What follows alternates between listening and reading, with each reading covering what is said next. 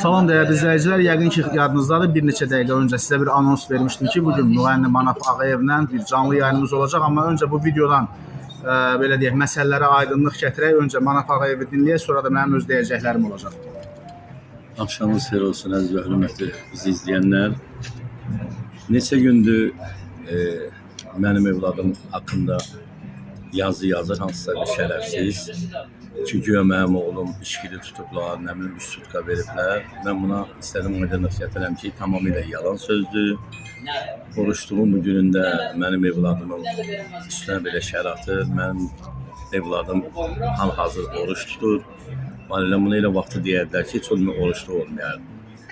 Neçə gün üstündən nəsə keçdim ki, nəyə lazım olsa gündə hamıdan yazırlar, pozurlar bilər. Amma mən buradan həmən o şərəfsizə demək istəyirəm ki, sənin əgər düşmənçiliyin varsa mənlə, gəl mənlə düşmənçilik elə. Mənim evladımla sən nə işin var?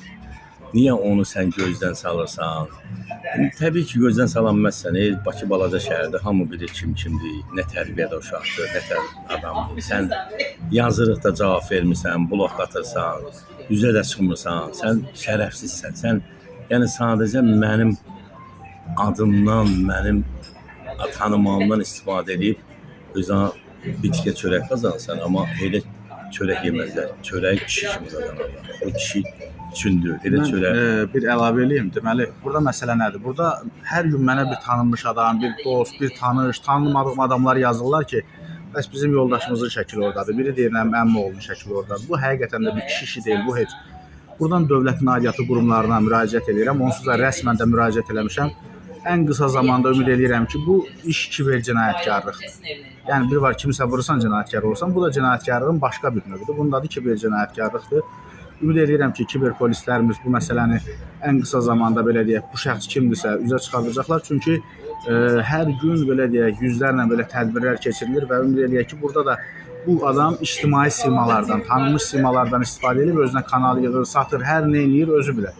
Amma bunu bu formada eləmək cinayətdir.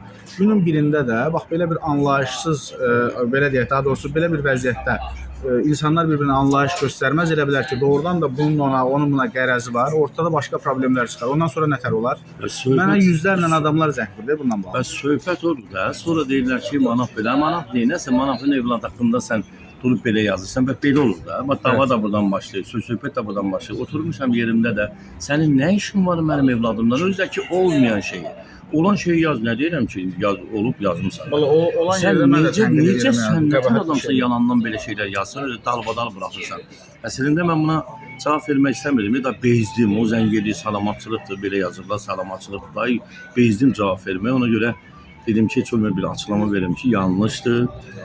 Bizim inşallah elə bir ölkədə yaşayırıq ki, heç kimi, heç nə edəməz yalanlar. İnşallah bunu da müəyyən orqanlara demişəm, deyəcəm də, arxasına düşəcəm ki, bu adam görüm kimdir, bunun fikri nədir? Fikri nədir? Bax, bunun məqsədi nədir? Niyə yalandan sən mənim uşağımı nüfuzdan salmaq istəyirsən? Bir də dəyərli izləyicilər, hər birinizdən bir xahişim var. Bu videonu da maksimum şəkildə paylaşın. İndi də canlı yayımda, qısa da olsa bir canlı yayımımız olacaq. Elə orada da bu məsələyə aydınlıq gələcək. Təşəkkür edirəm izlədiyiniz üçün. Çox sağ olun, var olun. Sağ ol.